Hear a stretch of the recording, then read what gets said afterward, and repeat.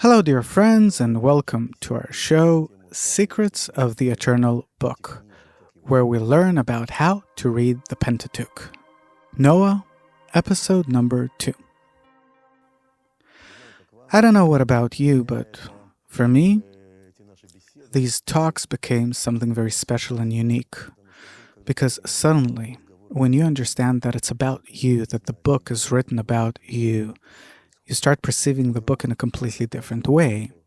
Suddenly it turns out that the book that begins with the words "in the beginning" in Hebrew, Bereshit, it means that at first there was complete chaos, a completely egoistic perception of the world, and it ends with the word Israel. And those who listen to our previous shows understand that the word Israel in Hebrew means to be aimed straight towards the Creator meaning the law of absolute love. So a person goes through all the stages from a completely egoistic perception of the world to perceiving the world through love. This is what this book is all about. And as always, with us is Kabbalist Dr. Michael Leitman. Hello. Hello. I'd say that when I read it, I read these portions in a more unfolded, unraveled way, a bit differently. At the same time, I read articles that my teacher wrote that explain each of these portions over a period of 6 years. Every year he explains the same portions, but in a different way. And thus, all the portions of the Torah. Afterwards, I read the Zohar.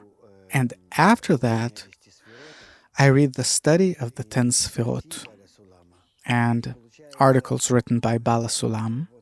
And what you get is something that consists of completely different levels, that gives you different associations. And the main thing is, and this is something that we will all come to, you'll see, you'll get this feeling that gradually the text starts unraveling a picture that draws you in, sucks you in, and you enter a multi-layered, multi-faceted world where behind you and behind this world, you start feeling different components, other components that are moving you around, like behind the scenes. There's this one great big idea of the director that starts unfolding, and all the stage workers that are doing everything and are preparing everything, and you start feeling how you're moving around in this world without any understanding, any awareness, and suddenly you start participating in this movement of yours, and you start understanding the thought of the director, and as if together with him to act out this entire play, you start participating in it.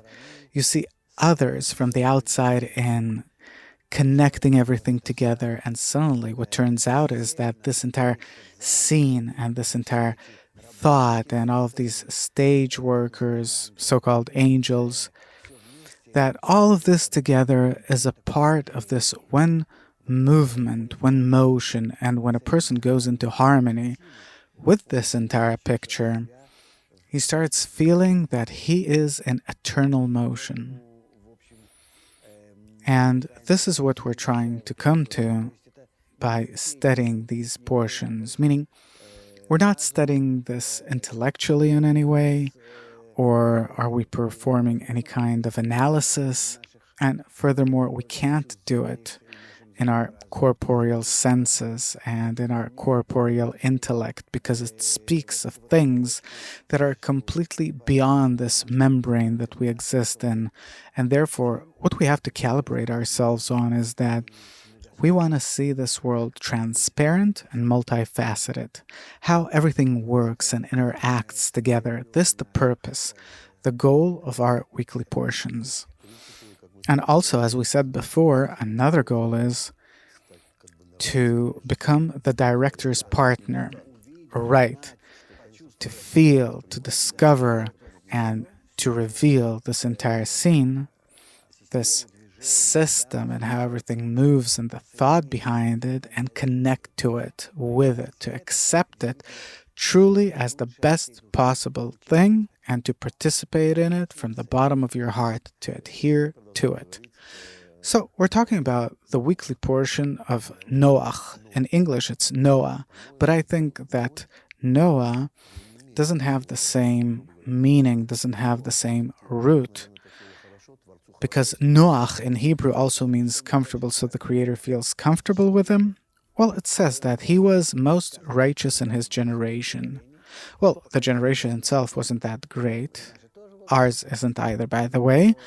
But it was a very special person, a very special man who was really on such a level of attainment, of development, and of sensation, called the revelation of the Creator, meaning the revelation of all of the forces of nature.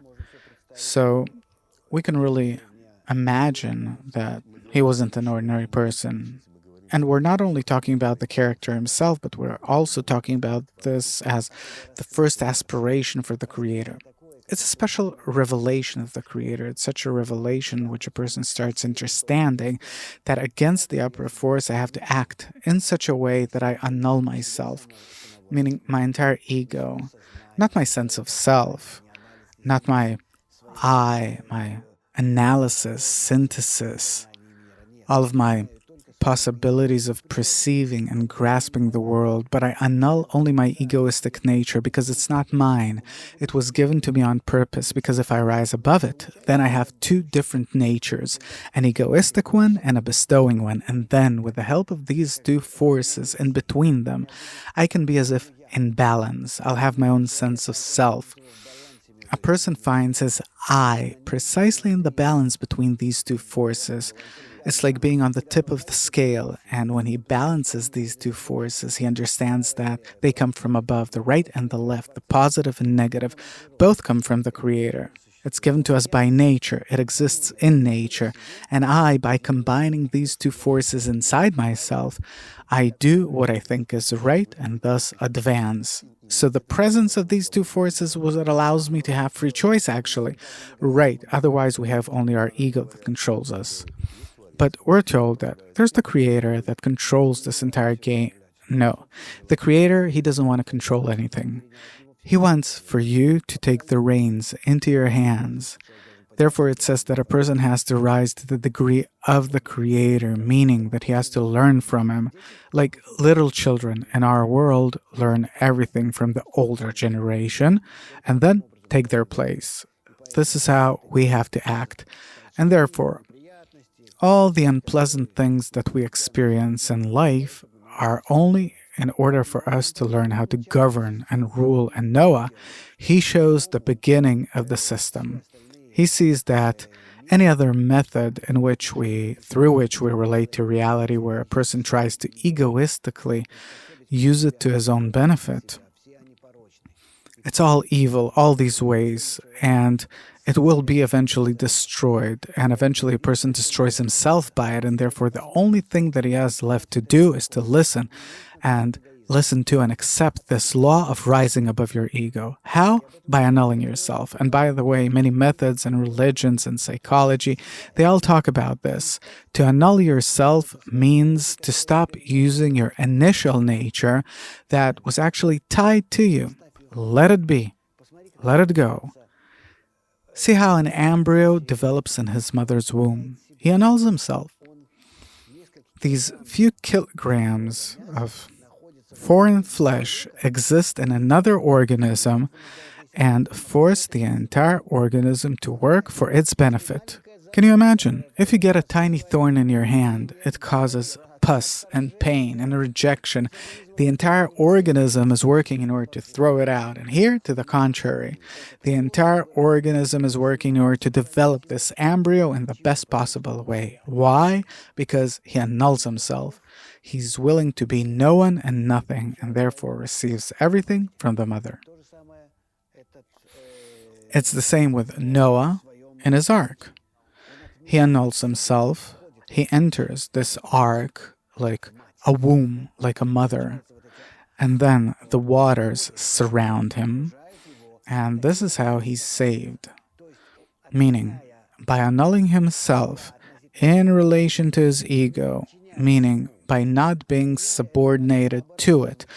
But to annul yourself means to rise above your ego, to suppress it, not to want to use this nature, but to want to rise above it to a different nature. And when I have two kinds of nature, not only the one that's based on consumption, but also one that works on emanation and bestowal, when I'll have these two lines like two reins in my hands, then I'll be able to control myself. Otherwise, I can't.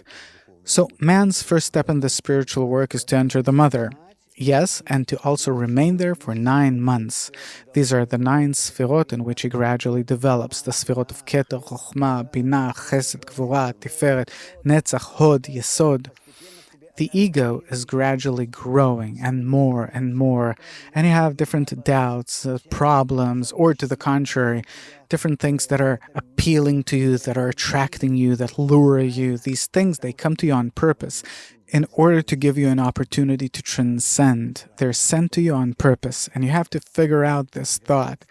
The Creator, He's playing with you. Nature's playing with you. Will He take this? Will He grab that? Will I be able to attract you by this? Will you be engaged in this for the rest of your life? And then, when a person begins to keep himself in it and to gradually understand what is going on, he starts feeling the Creator's dialogue with him, that the Creator's playing with him like we play with a child. We don't give a child an already made toy. We give him dismantled Lego or a mosaic. We want for him to build something, to build a house, to draw something on a clean sheet of paper. This is how the Creator introduces us with all of these different kinds of problems, and we don't have to solve them ourselves. We simply have to figure out the thought of the one who's sending them to us, because were I not to understand from what He's giving me that I have to correctly put this together, then I couldn't figure out His thought. And what happens is that we become engaged in the thing itself instead of tying it to that force of nature that wants to draw us under it, pull us to His degree. And what happens is that we remain little people in this world instead of becoming an Adam, in Hebrew also meaning to be like the Creator. So to get something that's broken up doesn't pain me actually, but it actually excites and thrills me, as if I have to understand, what am I assembling this for? That then life gets a completely new meaning, where I see that in every moment, in every interaction, and whatever I do, I figure out an even deeper layer where the director acts out this play before me. And all the time through this world, I try to catch him, feel him, get to know him, his thought. And when I find this thought, I start flowing, this flow of thought and this scenario. And now I understand that it was written for me in order for me to ascend and enter Him. And when I come to the same degree as the director, as his partner, then I become a human being who's equal to the Creator. I start understanding Him and I start resisting. I have 2 lines now. I start resisting, I start consulting and advising. I try to figure out the deeper thought. What is this picture for altogether? I now understand that it's leading somewhere. But why to begin like this, precisely this way? Then I rise to the next level and I start inquiring the Creator Himself, from the revelation of this world to the revelation of the Creator that controls and governs it, and then even above the Creator. Why, how, what for? And the Creator wants for us to inquire Him this way, to reveal Him that way, because only when I see all of His actions from beginning to end can I justify Him, can I become righteous. And Noach, this was his goal. And therefore it says that he was the most righteous in his generation, meaning the only one that in his tremendous ego, and for this you have to be a real man, and also very egoistic, meaning I don't want to settle for anything petty. Money, some kind of corporeal, earthly pleasures, fame, power, something. I want to reveal Him. Yes, I want to understand him and to come to the conclusion that what he is doing is true and correct, and only then will I feel that I am in control of this life, that I govern it.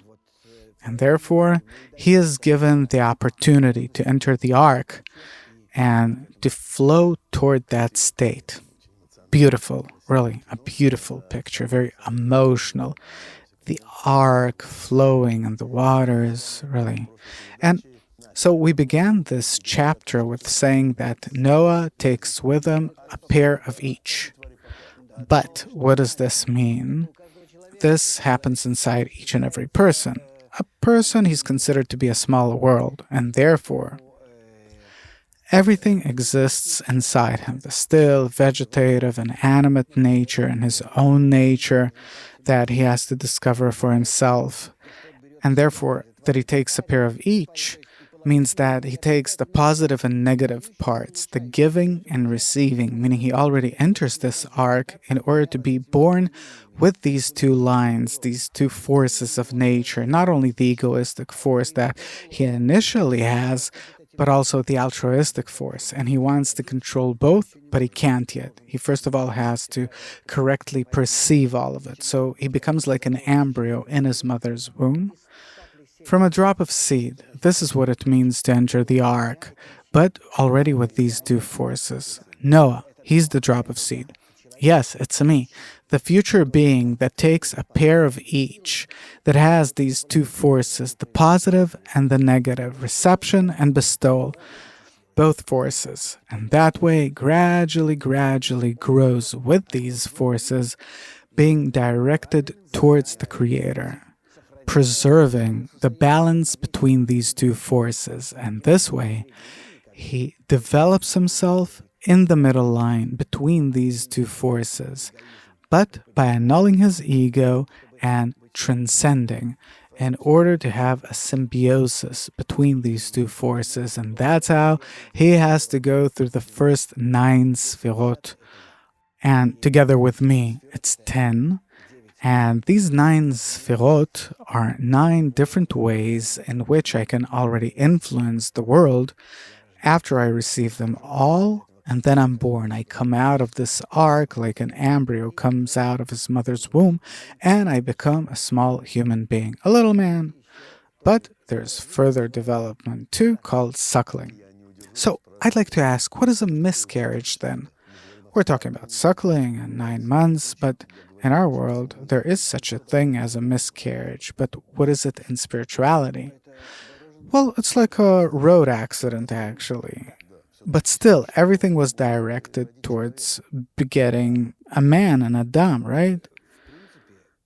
Actually, there are such side effects in spirituality where a person begins to suddenly express himself egoistically in the midst of the way.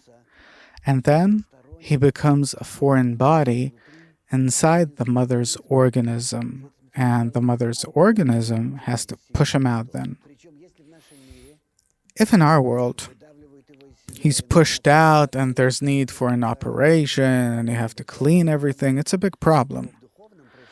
But in spirituality, it happens in order to give a person an opportunity to start the path anew. Because if he will remain inside a grown organism, the higher degree inside the Creator or this ark, which is the Creator's attitude toward him, then he will absorb the upper light into him egoistically, and this will harm him. He'll have like an infection, and this will lead him to spiritual death. Therefore, in order to give him the opportunity to start this path anew, and this happens, for this higher sphere of his, the mother, throws him out of herself, the Creator pushes him out of the spiritual world, a person completely loses any spiritual qualities, sensations, contact, and falls back into our world. As if, boom, like you fell from the sky. Isn't it frightening? No. Suddenly, boom, everything's normal. You meet him the next day, he says, it's all nonsense. Kabbalah, all this stuff. Here I was offered something real, some business, a good time, something. and everything goes in that direction. As if suddenly he's cut off from everything. He also forgets everything. Exactly. He has no feelings left towards it, and therefore the organism starts working in a different direction. And it's done on purpose. And there are many reasons for it. Because we have to understand that we're inside a big system of souls. These are 7 billion souls, and this could be more or less in quantity in accordance with the egoism that has to be divided into smaller portion or parts so that each of us will be able to correct it. Because if you insert the ego of 1 million people into me, then I simply won't be able to move. I'll be incredibly depressed. I want this and this and that, and where's it all? And nothing. Better shoot yourself. Even drugs won't help. We see how the world is today, with the tiny ego that people have, and still everyone's depressed. So the tremendous ego that exists now, it's due to the 7 billion people. That's why you have 7 billion people. If now, for example, there's a war, and 1 billion or 2 will be destroyed, suppose. Why are they destroyed? Because the suffering will be so great that people will simply reject their ego. The main thing is to survive. The ego won't be appealing to them in any way. They'll simply be willing to exist in a normal way. You're willing to exist in a normal way. You have a small ego. You came down, so there's no need for so many people. That's why people are killed during wars, not because a bomb fell. But the bomb fell because the ego is diminished. It's the other way around. It's the result that controls the reason. It seems to us that everything develops by way of cause and consequence, but actually the end result controls the beginning. We were talking about a miscarriage. Why does it happen? So a miscarriage... And sometimes we don't understand why does it happen. I see it on many people. Suddenly an ascent, suddenly a descent, suddenly they're completely disconnected. It's all related to this tremendous system of the 7 billion souls. And therefore, we can't say what is the exact reason. Why would happen to a person happen? He's connected to other people in 1 billion different ways, and also to previous incarnations and future ones. It's all in order to bring the entire system to correction. It's similar to an analogous system or some kind of calculating system, not a digital one, but an analogous one.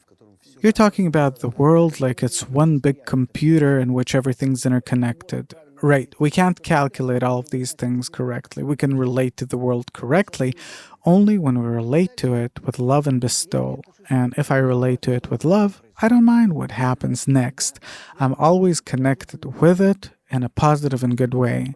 And then, when I relate to it in a positive way with love, I start feeling it through my emotion and understanding it. I'm taking this entire computer, this entire system into myself as if rise above it. But that's only through the feeling of love and bestowal, because I myself can't calculate anything. And it's funny, so many people want to calculate all these things, all these logics, and yeah, I'd say that these attempts will lead to nothing. But a person gradually grows despaired of his possibilities, and he sees that the world is turning without him. And even though that it seemed to him that with the help of science, maybe psychology, philosophy, he'll be able to start understanding something, life teaches us the opposite, that we're truly tiny particles in creation in our animate state. If we're controlled by nature and our ego, if we can get the other force, the force of bestowal, opposite the force of reception, and to control both, then above the two, we can transcend and rise. The force of reception is also the force of the Creator. The force of bestowal is also His force, only it's a direct and indirect force in terms of how they influence us. But nonetheless, He controls it all. And in order for me to control it all, I have to rise above these two, and this is our goal. And Noah is headed toward that, and he became worthy. He became worthy of this advancement. This is his free choice.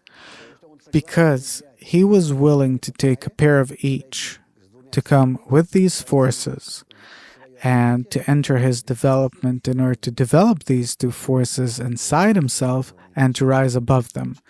On the one hand, we didn't read a single word from this portion, but on the other hand, we didn't talk about anything else.